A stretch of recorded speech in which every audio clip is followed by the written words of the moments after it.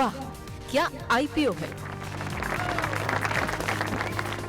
NSE के IPO को लेकर एक नया अपडेट आया है। अपडेट इस तरह से आया सर, इनके जो दो लंबे मामले जो काफ़ी टाइम से चल रहे थे वो सेबी ने सेटल करने के लिए सहमति जता दी है, जिसमें कोलोकेशन और जो डार्क फाइबर वाला मामला है ये दोनों सेटल करने पर सहमति आ गई है। और ये रकम मैं आपको बता रहा हूँ कितने में सेटल हुई है ये, लेकिन इससे आईपीओ आने का जो रास्ता है ना वो कहीं ना कहीं साफ होता हुआ दिखा है। 1491.21 करोड़ ये दोनों मामले इस रकम में सेटल करने पर सेबी ने सहमति जता दी है। 1223 करोड़ रुपए की रकम कोलोकेशन के लिए और 267 करोड़ रुपए के आसपास की रकम ये डार्क फाइबर केस के लिए सेबी की ओर से मांगी गई, जिसको लेकर एक जो डिमांड लेटर है वो ऑलरेडी मामले सेटल करने के लिए सेबी की ओर से जारी कर दिया गया है। कल एनएसई के नतीजे आए थे जिसमें 7% मुनाफा बढ़ा था। उसके साथ बोर्ड की जो सेटलमेंट की शर्तें हैं उनको मानने को लेकर एक इन प्रिंसिपल अप्रूवल, एक जो कहते हैं ना कि सैद्धांतिक मंजूरी है, वो कहीं ना कहीं आती हुई दिखी है। तो अब बोर्ड ने अब ये कहा है कि सेबी के पास आप 715 करोड़ रुपए के आसपास की रकम जमा कर दीजिए, क्योंकि पहले से ही 776 करोड़ रुपए के आसपास की रकम जमा की जा चुकी है। तो 1491 करोड़ रुपए जो टोटल जमा करने हैं उसमें से अगर 776 करोड़ रुपए जमा किए जा चुके हैं तो 715 करोड़ रुपए के आसपास की रकम बची है, जो अब बोर्ड कह रहा है कि आप इसको जमा कर दीजिए। तो दोनों मामले सेटल होते हुए नजर आएंगे जब ये रकम अदा हो जाएगी। डीआरएचपी ऑलरेडी फाइल हो चुका है, तो इन मामलों के सेटल होने के साथ अगर आईपीओ आता है तो और भी अच्छा, और भी क्लैरिटी के साथ आएगा जो इस एक्सचेंज में पैसा लगाना चाहते हैं निवेशक, जो इनके पोटेंशियल निवेशक हैं। सर, इस खबर को आप कैसे देखते हैं?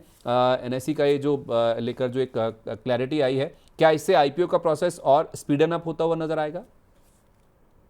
डेफिनेटली जो इनलाइन एक्सपेक्टेड है, यही एक्सपेक्टेशन थी कि ये मामला जो है जल्दी से जल्दी सलट जाएगा और मेरे हिसाब से सितंबर तक या आईपीओ भी आने का जो है पूरे पूरे चांसेस बन रहे हैं। ये दोनों ही खबरें पॉजिटिव है मार्केट के लिए भी और एनएससी के आईपीओ के लिए भी। लगता है ये जल्दी अपने को ऑनबोर्ड होते हुए, आईपीओ भी जल्दी ऑनबोर्ड होता हुआ दिखाई देगा और ये दोनों ही खबरें पॉजिटिव है। काफी सालों से पेंडिंग मामला था, अब ये पूरा सेटल होता हुआ दिखाई दे रहा है। और जो भी जुर्माना है, जो भी सेटलमेंट है, वो प्रोसेस होने के बाद में क्लीन जो है इमेज के साथ में एनएससी भी ऑनबोर्ड करेगी।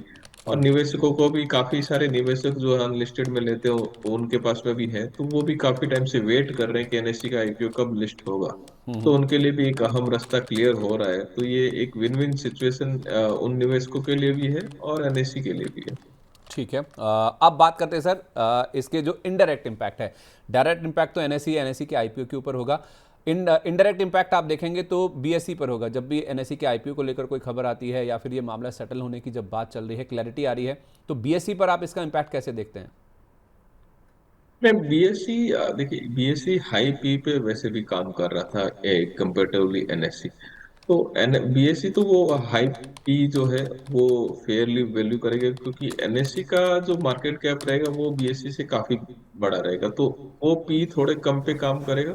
बीएससी हायर पी पे काम वैसे भी कर रहा है और थोड़ा टाइम और हायर पी पे काम कर सकता है। तो थोड़ा सा इम्पैक्ट वैसे ही है कि थोड़ा ज्यादा अपसाइड होगा तो रिट्रेसमेंट जरूर होगा। एनएससी लिस्टेड होगी तो हो सकता है कि बीएससी कुछ टाइम थोड़ा सा प्रेशर में भी रह जाए। तो वो सारी चीजें अपन देख सकते हैं। बट अगर बीएससी देखेंगे तो पिछले कुछ सेगमेंट में, एफएनओ सेगमेंट में काफी अच्छा कर रहा है। तो वो भी है कि वहाँ पे मार्केट शेयर का भी, जो बीएससी जो है थोड़ा सा मार्केट शेयर भी वो एफएनओ में गेन कर रहा है। तो वो एक पॉजिटिव चीज भी है। बट ओवरऑल मुझे नहीं लगता कि बीएससी पे कुछ ज्यादा इम्पेक्ट होगा। बट ये है कि मार्केट के अंदर एक कैपिटल मार्केट का जो सेगमेंट है उसका मार्केट कैप एक अच्छा जनरेट होता हुआ दिखाई देगा। और ये टाइप के जो एनएससी का आईपीओ जो लिस्टेड होगा, एक वर्ल्ड के अंदर एक बड़े एंटिटी की तौर पे इंडिया की भी पहचान जो है एनएससी के जरिए जरूर होगी। अब बात करते हैं सर एक और एंगल की, जिसमें आईएफसीआई जिसके पास स्टेक है इनडायरेक्टली सही, एनआईएसीएल जो कि सेलिंग शेयर होल्डर्स में शामिल है। जब ये आईपीओ की खबर आई थी या फिर डीआरएचपी फाइल हुआ था उस समय हमने देखा था सर ये इन स्टॉक्स में काफ़ी अच्छा एक्शन बनता हुआ दिखा था। आईएफसीआई तो एक बड़ा मूव दिखाने के बाद करेक्ट होकर नीचे आ चुका है, और दूसरा नाम इसमें जो है वो है न्यू इंडिया एश्योरेंस का, वो भी अपना स्टेक बेच रहे हैं। तो इनके ऊपर ये जो खबर आई है एनएससी के आईपीओ को लेकर, जो क्लैरिटी है, थोड़ा टाइम फ्रेम को लेकर और थोड़ी स्पष्टता आएगी, तो इससे क्या वापस आईएफसीआई या फिर एनआईएसीएल में मोमेंटम गेन हो सकता है? नहीं, डेफिनेटली वैल्यूएशन जो है इनकी वैल्यूएशन के लिए काफी सपोर्टिव है और दोनों ही काउंटर के अंदर वापस थोड़ा सा अपसाइड अपने को देखने को मिल सकता है। आईएफसी तो मेरे हिसाब से वो खबर है तो शायद 71 था, 75 तक रिएक्ट कर चुका है। न्यू इंडिया एश्योरेंस शायद वो रिएक्शन नहीं आया, लेकिन दोनों ही काउंटर के लिए सपोर्टिव है। थोड़ा और अपसाइड अपन दोनों ही काउंटर में देख सकते हैं। जब जब जैसे जैसे नियर बाय लिस्टिंग होगी या लिस्टिंग होगा, तब भी इसके अंदर थोड़ा सा एक अपसाइड मोमेंटम अपने को जरूर देखने को मिलेगा। तीसरा तीसरा शायद आपने ऐड करना शायद आपसे रह गया, मेथन एलोय के पास में भी अच्छा खासा स्टेक है। तो वो एक काउंटर है जहाँ पे भी आप ध्यान रख सकते हैं। अगर अगर कोई होल्डिंग के हिसाब से अगर प्ले कर रहे हैं तो मेथन एलोय के अंदर भी ध्यान दिया जा सकता है। ओके, तो मैथन अलॉयस, IFCI, NIACL, इन स्टॉक्स पर आप ज़रूर फोकस करके चल सकते हैं। NSE के IPO को लेकर ये जो बड़ा अपडेट आता हुआ दिखा है। महेश सर, बहुत शुक्रिया आपका अपना कीमती समय आज हमारे साथ शेयर करने के लिए। जिन भी स्टॉक्स पर चर्चा हुई है उनमें कोई डिस्क्लेमर? नहीं, जो भी स्टॉक अपन ने डिस्कस किए वो कंपनी के क्लाइंट के पास में हो सकते हैं। मेरा स्पेसिफिक कोई इसमें इंटरेस्ट नहीं है। चलिए, बहुत शुक्रिया आपका sir, and wish you very good day. Thank